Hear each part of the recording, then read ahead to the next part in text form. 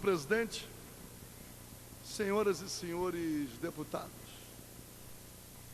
tendo em vista, senhor presidente, todos os acontecimentos diários, fica impossível não ter a segurança pública como tema permanente de debate. A cada dia, uma nova tragédia. E a cada dia, surgem os esforços governamentais no sentido de virar as suas costas para as responsabilidades que deveria assumir diante da população. No estado do Rio de Janeiro, ao longo de anos seguidos, incluindo todos os anos do governo Sérgio Cabral, a política de segurança pública está baseada numa premissa falsa, que diz que o elemento propulsor da criminalidade é o crime organizado. Reduz o crime organizado exclusivamente ao tráfico de entorpecentes e simplifica nas favelas. Paralelamente a isso, ainda incorpora a política de emprego da polícia, a visão militar. O inimigo está adredemente selecionado e tem que ser eliminado. E para ser eliminado, há necessidade de promover o confronto. As forças policiais fazem operações policiais não destinadas ao controle da criminalidade, mas operações policiais destinadas à eliminação do inimigo, isto é, daquele que o Estado selecionou para ser rotulado como criminoso. Com a continuidade dessa política, foi ficando inviabilizado o policiamento ostensivo normal.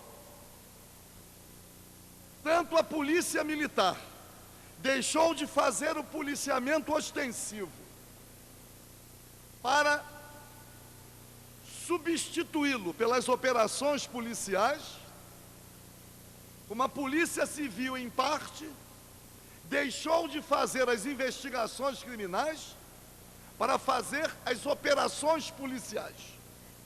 Aliás, até para, entre aspas, cumprir mandados de prisão. Na verdade, como o cumprimento dos mandados de prisão acontece exclusivamente nas favelas, fica evidenciado o objetivo.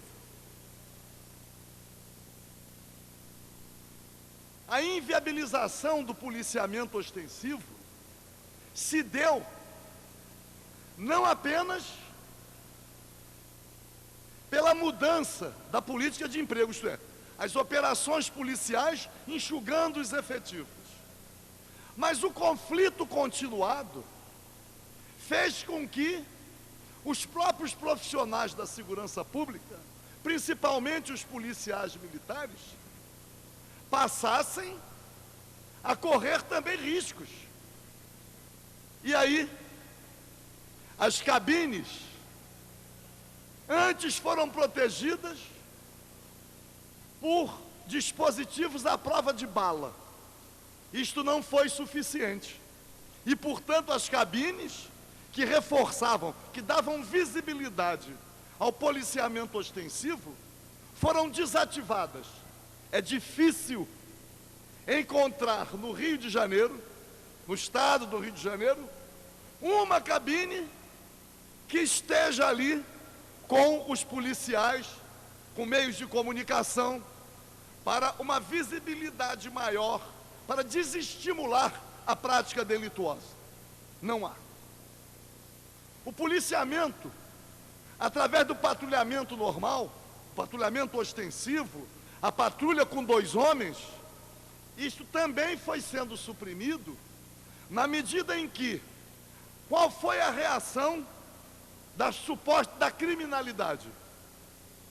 Com o seguinte raciocínio, respondendo à visão militar: vocês vêm aqui com grandes efetivos para nos eliminar. Quando vocês estiverem agindo isoladamente ou em pequenos grupos, nós vamos lá surpreender vocês e vamos eliminá-los. E aí, senhor presidente, isto resultou também, principalmente nas favelas, na impossibilidade da permanência do antigo DPO, o Destacamento de Policiamento Ostensivo. Por quê? No interior das chamadas comunidades, grupos pequenos, obviamente, que os policiais militares que lá estivessem seriam eliminados. Veio uma mente iluminada e construiu a chamada Unidade de Polícia Pacificadora. O rótulo não corresponde à verdade, mas a propaganda custosa para os cofres públicos, a propaganda foi conseguindo convencer parcela expressiva da população. O êxito foi sendo proclamado. E mesmo as críticas reforçavam a proclamação do êxito. Exemplo, para as unidades de polícia pacificadora, um DPO ampliado, havia a necessidade de efetivos cada vez maiores.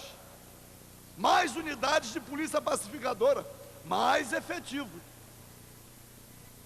Para que houvesse mais efetivo, foi havendo a redução dos efetivos em outras partes do Estado.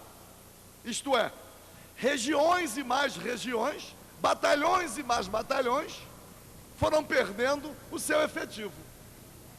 E aí a população, para criticar a ausência do policiamento ostensivo, ainda caminhava para elogiar as unidades de polícia pacificadora, dizendo assim: com as unidades de polícia pacificadora, a criminalidade migrou aqui para a região. O que não é verdade. O que houve, o que tem havido, é a redução do policiamento ostensivo normal pela redução do efetivo. Na Baixada Fluminense, Niterói, São Gonçalo, Inês Pandeló, deputada, lá em Volta Redonda, Barra Mansa, Resende, norte do estado, a população reconhece a falta de visibilidade, a redução do policiamento ostensivo normal. Mas o êxito vai sendo proclamado. E aí, senhor presidente, de repente, vem uma reportagem e diz assim: agentes da lei e da morte. Sendo o Rio de Janeiro ainda a unidade da federação com o maior número de mortes em decorrência da ação policial por 100 mil habitantes. A política de segurança pública, ao promover o confronto, empurra os policiais, principalmente os policiais militares, para ações de risco e também, em função da chamada meritocracia, para os excessos.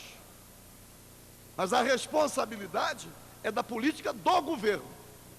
Mas aí vem uma outra consequência. É fácil, é muito fácil, para fazer com que o governo não assuma as suas responsabilidades, que ele só se aproprie do suposto êxito de sua política de segurança pública, a transferência da responsabilidade vai para os policiais, como sendo agentes da lei e da morte, supliciando inúmeras famílias, o que é verdade. As famílias sofrem. Como é possível uma família aceitar que um ente querido tenha sido morto por quem deveria protegê-lo? O confronto. Mas aí não diz que o Rio de Janeiro também é a unidade da federação onde mais policiais morrem assassinados. Então a polícia do Rio, se de um lado é a que mais mata, de outro também é a que mais morre. Aos policiais resta a seguinte equação: ou mata ou morre, ou fere ou fica ferido. Mas ainda há uma outra equação: os policiais é que respondem aos processos criminais, é que vão sentar nas barras dos tribunais. Os governantes não vão. Os governantes fazem a propaganda de sua política alegando êxito. O ideal seria que numa reportagem como esta, aqui também fosse apresentado o número de policiais mortos, para demonstrar à população que não são os profissionais da segurança pública, eles são agentes de uma política que tem esse tipo de consequência. E aí vem uma perversidade maior. Quando as autoridades da área da segurança pública apresentam o número de policiais mortos, só apresentam os mortos quando os policiais estão de serviço, e não os mortos pela simples condição de ser policial. Isto é, saiu de casa com a família, estava chegando em casa, foi assassinado, estava saindo da igreja, foi assassinado, estava indo à feira, foi assassinado, estava levando o filho na escola, foi assassinado. Então, senhor presidente, é preciso que haja respeito aos profissionais da segurança pública, paralelamente ao respeito que é devido à população. É um respeito devido, mas é preciso que a política de segurança pública é que seja o objeto do debate, para que possamos aí sim eliminar esse tipo de consequência. A população quer profissionais da segurança pública protegendo a sua segurança. A população também não quer a morte dos policiais. Então, senhor presidente, eu venho a esta tribuna para denunciar esta farsa de um governo que promove o confronto, conduz a eliminação daqueles que são ditos como inimigos, mas que tem também como consequência a própria morte de policiais. A segurança pública exige o controle da criminalidade e não uma política que se baseia para ter sucesso na eliminação do inimigo, nem criminoso às vezes, mas daquele que mora nas comunidades carentes, os pobres, que são apresentados adredemente como criminosos. Em defesa, senhor presidente, de uma segurança pública que promova a tranquilidade da população e o respeito também aos profissionais por ela responsáveis. Muito obrigado.